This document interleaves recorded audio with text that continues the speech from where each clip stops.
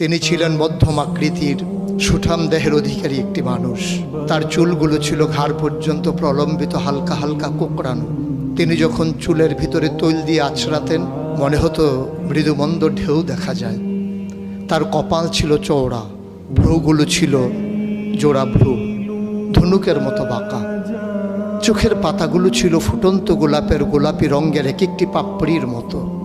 তিনি কখনো বা যখন চোখের পলক ফেলতেন মনে হতো মৃদুমন্দ বাতাসে গোলাপ পাপড়ি যেন দোল খাচ্ছে।